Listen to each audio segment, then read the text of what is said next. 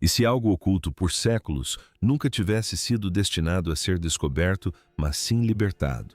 Uma caverna escondida sob o rio Eufrates foi exposta após uma profunda ruptura na terra, revelando o que muitos acreditavam que permaneceria selado até os últimos dias. Dentro da câmara, pesquisadores encontraram entalhes de precisão impossível. Avisos escritos em 17 línguas antigas e 4 correntes colossais incrustadas profundamente na pedra sólida. Mas algo estava errado. As correntes não estavam intactas. Estavam quebradas e vazias. Desde essa descoberta, a região do Eufrates tem presenciado tremores crescentes, avistamentos inexplicáveis e mudanças biológicas perturbadoras. Sinais que se alinham com as profecias do fim dos tempos em detalhes arrepiantes. Jesus advertiu que quando essas coisas começassem, muitos seriam pegos dormindo. Então, antes de prosseguirmos, se você sentir que algo está mudando, reserve um momento e escreva uma breve oração. Senhor Jesus, desperte-nos e proteja-nos. Permaneça comigo, pois o que descobriremos a seguir pode mudar a sua perspectiva sobre esses sinais. Nas profundezas da câmara recém-exposta sob o rio Eufrates, pesquisadores encontraram algo que nenhuma equipe de escavação jamais havia documentado. No centro da câmara, erguiam-se 4 enormes correntes de sustentação alinhadas precisamente nas direções norte, sul, leste e oeste. Sua disposição não era simbólica, mas estrutural. Cada corrente estava ancorada profundamente na rocha sólida em ângulos exatos, sugerindo que a própria câmara havia sido construída ao redor delas. O metal desafiava qualquer explicação. Cada elo parecia perfeito, sem soldas fraturas ou marcas de ferramentas. Não havia sinais de fabricação primitiva ou avançada. Análises modernas indicaram que a produção de tal material exigiria temperaturas superiores a 3.000 graus Celsius, condições que ultrapassavam as capacidades conhecidas na antiguidade e seriam difíceis até mesmo para a indústria moderna. No entanto, o que mais intrigou os investigadores não foi o design, mas sim o estado de conservação. As correntes não apresentavam corrosão ou deterioração, apesar de terem permanecido seladas no subsolo durante milhares de anos. Suas superfícies permaneceram lisas e intactas. Ao toque, estavam inegavelmente quentes. Análises térmicas confirmaram o calor irradiado pelo metal sem nenhuma fonte na rocha circundante. Não se tratava de energia geotérmica. Era um fenômeno localizado e inexplicável. À medida que as evidências eram examinadas, os paralelos tornavam-se difíceis de ignorar. O número de correntes, seu alinhamento e sua localização no Eufrates ecoavam uma passagem bíblica preservada há muito tempo. Apocalipse 9:15 descreve 4 seres presos junto a este rio, mantidos ali até um tempo determinado. Uma linguagem que fala de contenção, tempo e libertação. A câmara parecia refletir esses elementos com uma clareza impressionante. Há milhares de anos, as Escrituras nos lembram que nada acontece fora do tempo de Deus. Se existem momentos de restrição, também existem momentos de libertação estabelecidos dentro de sua autoridade. Mas o alerta mais profundo não é o que está oculto sob a terra. É o que cresce silenciosamente no coração humano, como nos dias de Noé. A corrupção não surge repentinamente, mas gradualmente, até que o limite seja ultrapassado. Essas não são apenas advertências antigas. São convites à reflexão, ao retorno e ao reconhecimento de que aquele que restringe é também aquele que redime. O que os investigadores encontraram para além das correntes vazias deixou claro que as restrições eram apenas o começo. À medida que avançavam para o interior da câmara, sob o rio Eufrates, a própria estrutura começou a desafiar todos os modelos conhecidos de formação natural. A entrada não era irregular nem quebrada, mas sim moldada com simetria geométrica precisa, como se tivesse sido medida intencionalmente. Os ângulos se repetiam com consistência. As curvas seguiam proporções exatas, sugerindo um projeto em vez de erosão. Então, as paredes revelaram uma segunda anomalia. Uma sequência de símbolos esculpidos em ordem decrescente apareceu, cada um ligeiramente alterado em relação ao anterior. Essas não eram marcas decorativas, Formavam uma progressão quase como uma contagem regressiva que levava ao interior da câmara. Os arqueólogos notaram que o padrão não correspondia a nenhum sistema ritual conhecido, mas sugeria uma questão de tempo, como se algo tivesse sido medido atrasado e programado para um momento específico. E então vieram os avisos. Ao longo das paredes da câmara, a mesma mensagem aparecia repetidamente em 17 línguas antigas. Civilizações sumérias adianas, aramaicas, persas antigas e protomitas, separadas pelo tempo e pela geografia, mas todas transmitindo a mesma ordem. Não abram o selo. Guardem-no até o tempo determinado. Essas línguas nunca coexistiram na história. Contudo, a mensagem foi unificada e preservada com precisão. Isso não foi coincidência. Apontava para um conhecimento transmitido através das gerações com um único propósito: advertir. Nesse ponto, a descoberta transcendeu a arqueologia. Começou a ecoar algo muito mais antigo. Em Daniel 12:4 está escrito que certas palavras seriam seladas até o tempo do fim. Em Apocalipse 5:1, um rolo permanece selado até o momento determinado. O padrão é claro. Algumas coisas não estão perdidas, mas intencionalmente ocultas, aguardando o momento certo para serem reveladas. Essas advertências fazem mais do que descrever um lugar. Elas nos lembram que existem limites não apenas no mundo, mas também dentro de nós. Ao longo da Bíblia, o maior perigo nunca foi o que estava oculto, mas sim a facilidade com que o coração humano se afasta da verdade. Portanto, a questão não é mais apenas sobre o que estava selado naquela câmara, é sobre nós. Se esses avisos foram preservados ao longo das civilizações, devemos reconhecê-los agora. E se existe um tempo determinado escrito na história, estamos preparados para ele. Se esta mensagem está abrindo seus olhos, não aguarde para si. Curta este vídeo para que mais pessoas possam vê-lo e inscreva-se no canal para não perder o que vem a seguir. Porque esta não é apenas uma história, é um padrão que ainda está se desdobrando. Continue comigo, porque o que estamos prestes a descobrir vai ainda mais fundo, e o próximo sinal pode estar mais perto do que pensamos. Ao cruzar o limiar da câmara interna sob o rio Eufrates, o ambiente mudou imediatamente. O que havia começado como uma exploração física agora parecia entrar em algo controlado, quase contido.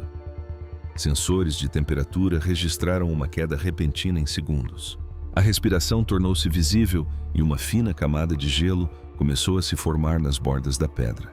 No entanto, leituras mais profundas da rocha não mostraram nenhum resfriamento correspondente. Não se tratava de fluxo de ar natural, nem de uma mudança climática subterrânea. O frio era localizado nitidamente definido, como se existisse apenas naquele espaço. À medida que a equipe avançava, o próprio ar começou a parecer diferente. Os níveis de oxigênio flutuavam além do que qualquer sistema de cavernas fechado deveria permitir. Compostos traço apareceram elementos que normalmente não se formam em ambientes geológicos fechados. A atmosfera parecia densa, resistente, como se a pressão se comportasse de maneira diferente dentro da câmara.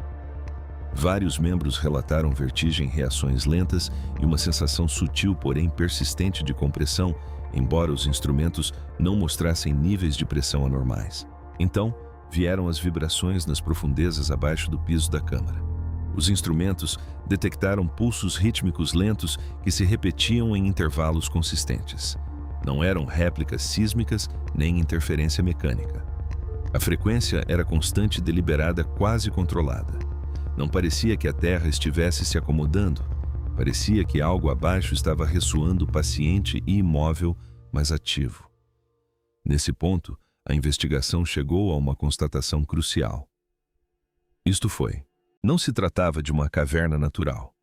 O próprio ambiente parecia ter temperatura, ar e até mesmo movimento controlados, tudo contido dentro de limites invisíveis.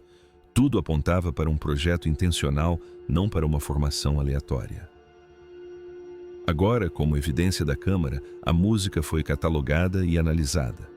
A discussão passou da descoberta para a interpretação. Ao longo das escrituras, os momentos em que o mundo natural se comporta fora de sua ordem raramente são insignificantes. Em Romanos 8:22, está escrito que a própria criação geme como se respondesse a algo além da compreensão humana.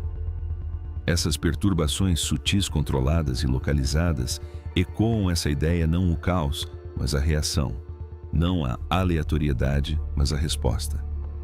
Há momentos na Bíblia em que os próprios ambientes se transformam na presença de algo maior. Quando Moisés se colocou diante da sarça ardente, a terra se tornou sagrada. Quando Elias encontrou Deus, não foi no vento ou no terremoto, mas em uma presença que alterou tudo ao seu redor. Esses não foram apenas eventos, foram encontros em que o mundo natural respondeu a uma realidade mais profunda. Agora, linguistas, teólogos, geólogos e biólogos foram envolvidos na análise, cada um abordando as descobertas a partir de diferentes disciplinas, mas chegando à mesma convergência perturbadora. Os dados geológicos reforçaram essa conclusão. A ruptura que expôs a câmara não apresentou evidências de colapso natural. As camadas rochosas estavam separadas por linhas nítidas e não naturais, e os padrões de tensão indicavam força aplicada de fora para dentro e não compressão vinda de cima. Em outras palavras, a câmara não colapsou. A fenda foi aberta. Isso contradiz diretamente o comportamento sísmico conhecido e sugere uma liberação intencional em vez de um acidente geológico. Apocalipse 9:15 afirma: "E foram soltos os 4 anjos que estavam preparados para aquela hora, dia, mês e ano, a fim de matar a terça parte da humanidade."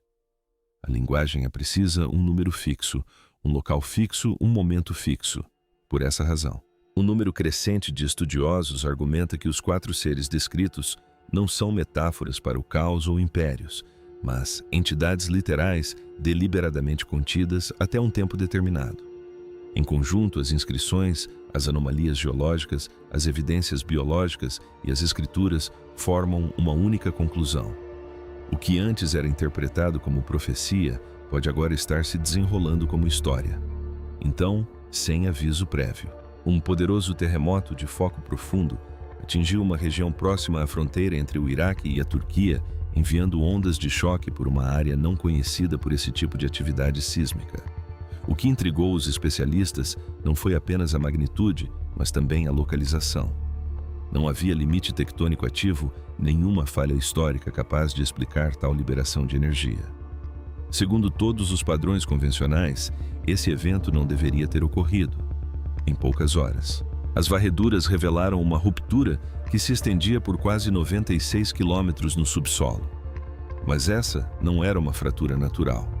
Terremotos normalmente produzem rachaduras irregulares e ramificadas que dispersam energia pelas camadas de rocha. Essa ruptura fez o oposto. O corte foi preciso e geométrico, mantendo um trajeto consistente, como se tivesse sido traçado em vez de rasgado. Os analistas descreveram o fenômeno como estruturalmente intencional, uma expressão raramente usada em geologia. Nos dias seguintes, o próprio solo começou a ceder. Estradas desabaram sem aviso prévio. O solo afundou em amplas depressões. Os edifícios inclinaram-se não devido a tremores, mas sim à perda repentina de sustentação sob eles. Não se tratavam de deslizamentos de terra ou crateras típicas. O afundamento parecia sincronizado ao longo do trajeto das rupturas, sugerindo uma única força subjacente em vez de eventos isolados. As imagens térmicas acrescentaram mais uma camada de preocupação. Abaixo da falha geológica, sensores detectaram padrões geométricos de calor, zonas nítidas e definidas de temperatura elevada que não correspondiam ao fluxo de magma ou ao atrito. A rocha circundante permanecia estável, mas essas assinaturas internas pulsavam intermitentemente, como se liberassem energia em intervalos controlados. Nesse ponto, a questão mudou novamente. Não se tratava mais apenas de uma anomalia geológica, era um padrão, um que ecoava o que já havia sido observado dentro da câmara. Em Isaías 24:19 está escrito: "A terra está fendida, a terra está dividida, a terra está violentamente abalada."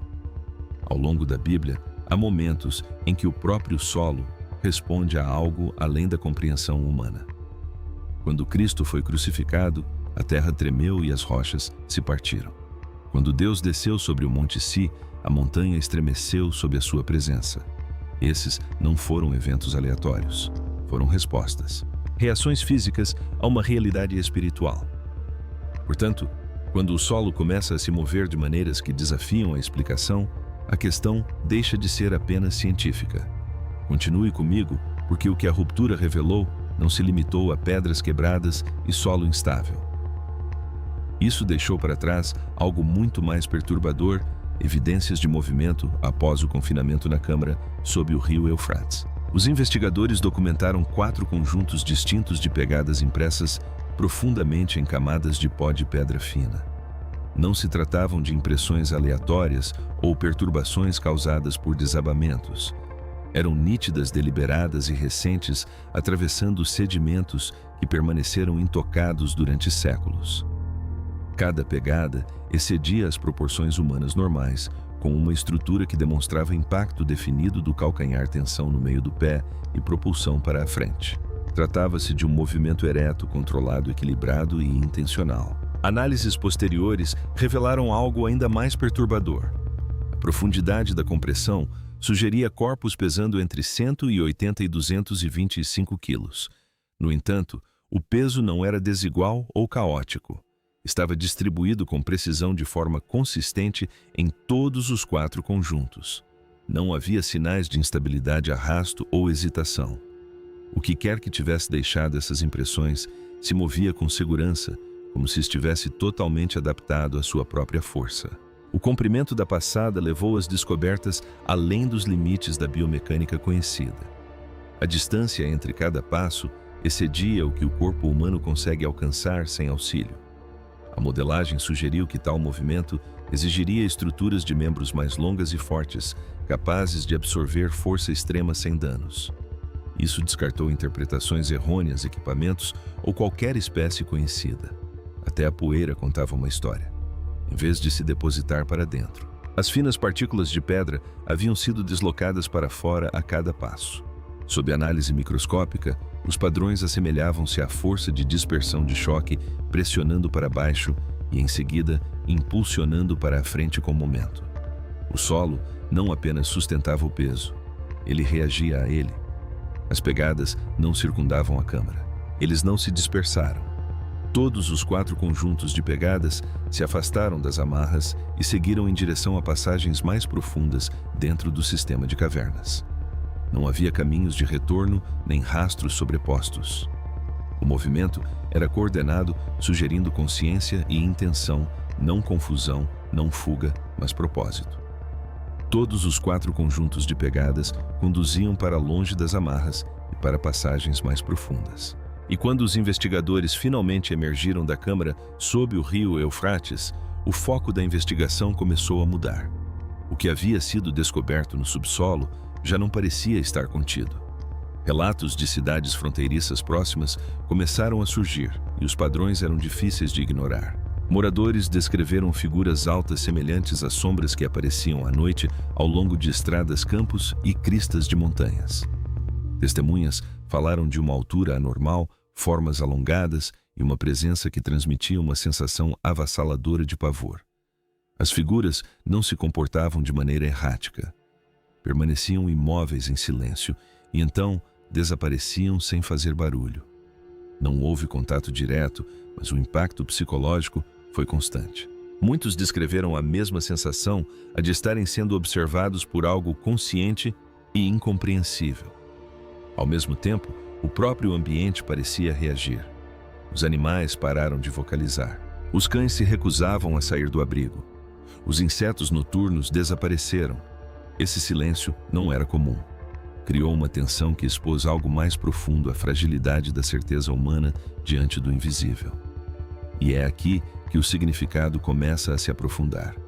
A humanidade sempre se sentiu inquieta ao se deparar com o que não consegue compreender.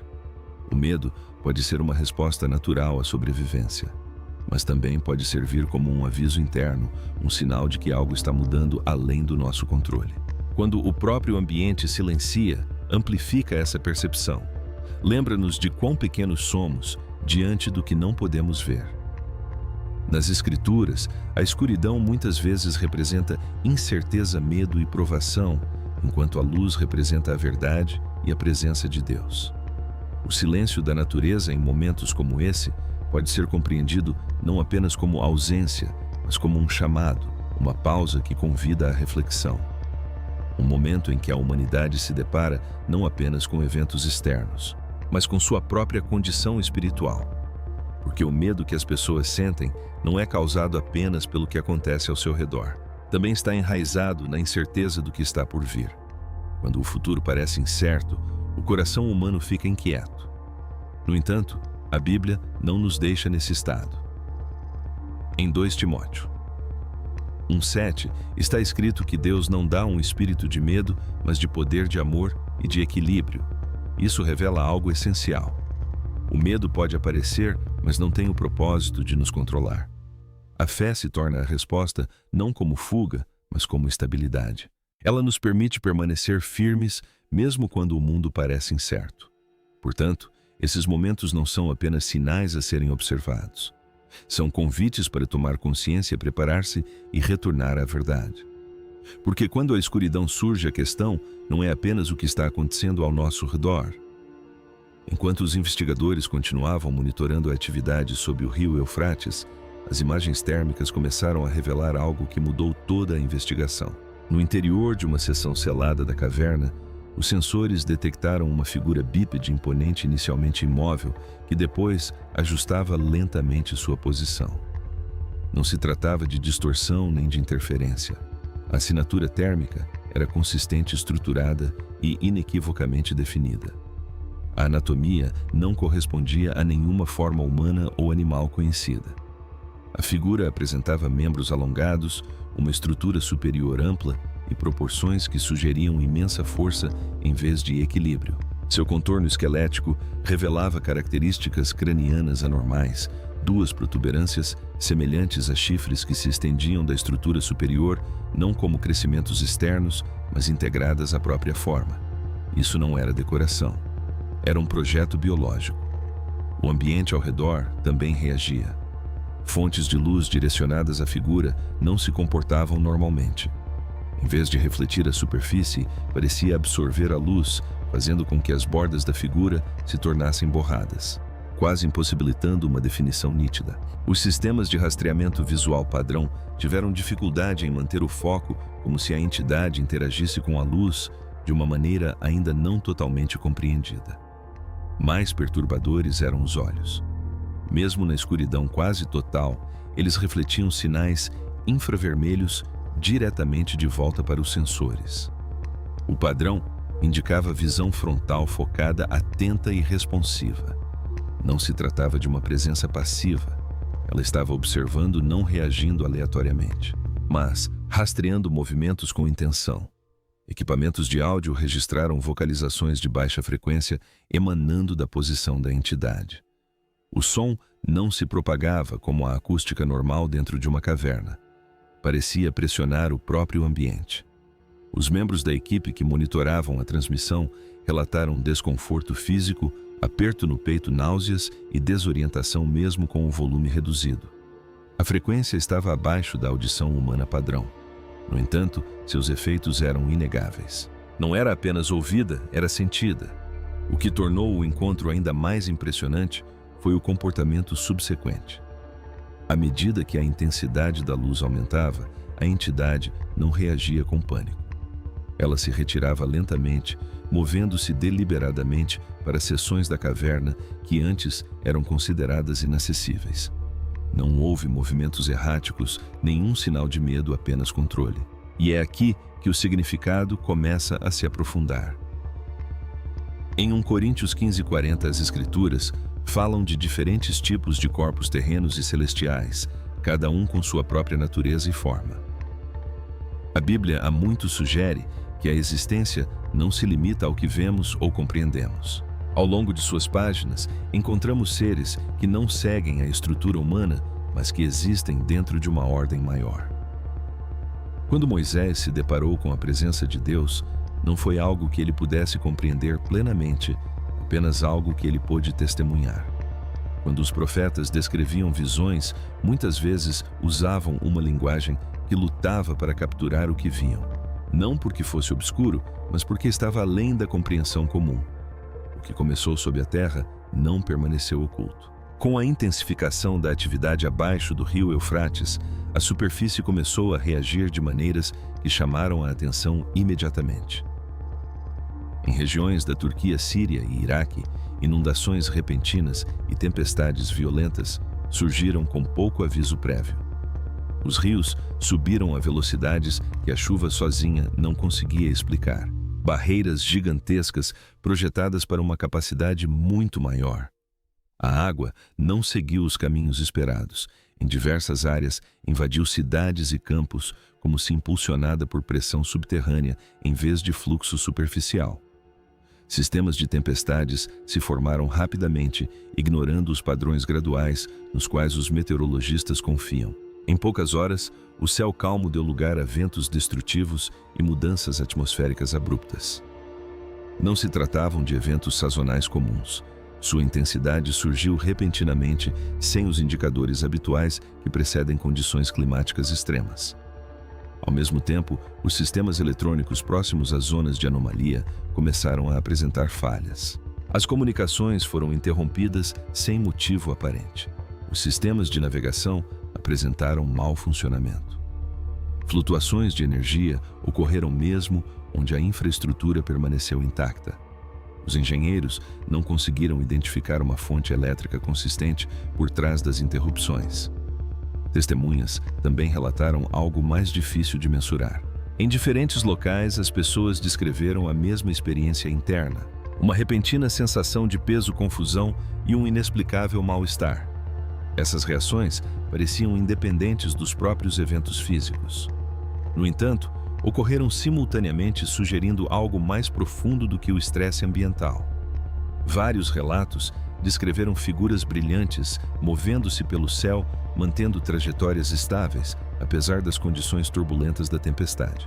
Essas formas não se comportavam como aeronaves ou fenômenos atmosféricos naturais. Moviam-se com consistência imunes aos padrões de vento que perturbavam tudo ao seu redor. O momento desses avistamentos frequentemente coincidia com os picos de intensidade das tempestades, adicionando outra camada ao padrão. Nesse ponto, os eventos não podiam mais ser vistos isoladamente. O clima, a tecnologia e a percepção humana pareciam responder simultaneamente, como se reagissem a uma única influência invisível. Em Lucas 21:25, está escrito que haverá sinais no sol, na lua e no mar, e angústia entre as nações, à medida que as forças da natureza começarem a se comportar de maneira inesperada. Ao longo da Bíblia, há momentos em que o mundo natural responde diretamente a uma presença maior. Quando Jesus acalmou a tempestade, o vento e as ondas obedeceram-lhe instantaneamente. Quando ele andou sobre as águas, a fronteira entre a lei natural e a autoridade divina deixou de existir. Estes não foram apenas milagres. Foram revelações que mostraram que a própria criação não é independente, mas sim responsiva. Assim, quando o nível do mar sobe, o céu se altera e os sistemas começam a falhar. A questão não se resume mais apenas ao clima. Desde as primeiras páginas das Escrituras até suas visões proféticas finais. O rio Eufrates nunca foi descrito simplesmente como um rio. Ele se ergue como uma fronteira, tanto física quanto espiritual, marcando momentos de divisão, transição e o tempo divino. Em Gênesis 2:14, ele é mencionado como um dos 4 rios que fluem do Éden, o lugar onde a humanidade viveu pela primeira vez em comunhão direta com Deus. Naquele início, o Eufrates não era uma linha de separação, mas parte de um mundo ordenado, íntegro e alinhado com seu Criador. Mas com o desenrolar da história, o significado desse rio começou a mudar. Ele se tornou uma fronteira entre nações e impérios, uma linha divisória entre o conhecido e o que estava além. Quando Deus falou com Abraão, definiu a terra prometida como se estendendo do rio do Egito até o grande rio, o Eufrates. Isso marcava a extensão da herança, mas também o limite. Um lembrete de que até mesmo a bênção opera dentro dos limites estabelecidos por Deus. Séculos depois, quando Israel enfrentou o exílio, o Eufrates reapareceu, não como um lugar de promessa, mas como um lugar de consequências. Impérios como a Babilônia surgiram em suas margens, tornando-se instrumentos através dos quais o julgamento e a correção se desenrolavam. O mesmo rio que outrora simbolizava bênção, agora simbolizava separação, à medida que o povo de Deus era levado para longe de sua terra. Contudo, mesmo no exílio, a fronteira permaneceu sob sua autoridade. Não era permanente, era proposital. Quando chegamos ao livro do Apocalipse, o significado se aprofunda ainda mais. Em Apocalipse 16:12. O Eufrates é descrito secando para preparar o caminho para o que virá a seguir. Isso não é mais apenas geografia. É uma questão de tempo, um sinal de que uma fronteira há muito estabelecida está sendo removida não aleatoriamente, mas de acordo com um plano já traçado. Esse padrão início, fronteira, exílio e libertação revela algo essencial sobre como Deus age ao longo da história. Ele estabelece limites, permite movimento dentro deles e, em momentos determinados, altera essas fronteiras para cumprir um propósito maior. O Eufrates se torna testemunha desse processo através das gerações. E é por isso que muitos agora descrevem o momento presente não como um fim, mas como um limiar. Um limiar não é um destino, é um ponto de travessia. Uma vez ultrapassado, ele conduz a algo novo, algo irreversível. Ao longo das Escrituras, esses momentos costumam ser silenciosos antes de se tornarem visíveis. Quando Noé entrou na arca, o mundo exterior continuou como de costume até que a fronteira fosse cruzada. Quando Moisés se encontrou diante do Mar Vermelho, este era uma barreira intransponível até se tornar um caminho adiante. Em cada caso, a mudança não foi um caos imediato, mas uma transição guiada pelo tempo divino. O que se desenrola agora não é mais uma série de eventos isolados, mas uma convergência onde geologia, atmosfera, biologia e experiência humana começam a se alinhar no mesmo instante.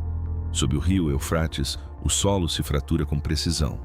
Acima dele, tempestades se formam sem aviso prévio.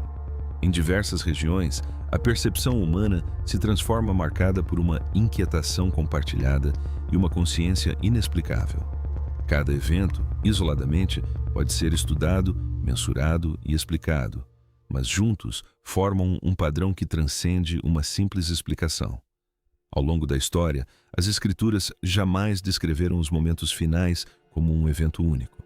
Elas descrevem um alinhamento, uma sequência. Um padrão onde múltiplos sinais aparecem simultaneamente, reforçando-se mutuamente até que não possam mais ser descartados como mera coincidência. Em Mateus 24:33, a instrução é clara. Quando virdes todas essas coisas, sabei que está próximo. Não um único sinal, mas muitos. Não dispersos, mas convergindo. Esse padrão já se repetiu antes. Nos dias de José no Egito, o aviso não veio por meio de um único evento, mas por meio de uma sequência de sonhos. 7 anos de fartura seguidos por 7 anos de fome. Os sinais foram dados com antecedência não para criar medo, mas para preparar. Aqueles que reconheceram o padrão foram preservados. Aqueles que o ignoraram enfrentaram as consequências de estarem despreparados. Em outro momento antes da queda de Jericó, os sinais não eram estrondosos nem caóticos. Eram deliberados e repetidos. Durante dias, o povo de Israel caminhou em silêncio ao redor da cidade, seguindo um padrão que a princípio fazia pouco sentido. Mas quando chegou a hora, os muros não caíram aleatoriamente. Eles se alinharam com o tempo, com a obediência, com o propósito. Mesmo no ministério de Jesus, os sinais que cercavam sua presença não eram isolados. Cegos receberam a visão. Tempestades foram acalmadas, mortos ressuscitaram, e a verdade foi proclamada com autoridade. Cada sinal, isoladamente, poderia ser questionado, mas juntos formavam uma convergência que revelava algo maior do que qualquer evento isolado poderia explicar. Essa é a diferença entre coincidência e padrão. A ciência pode explicar fenômenos individuais.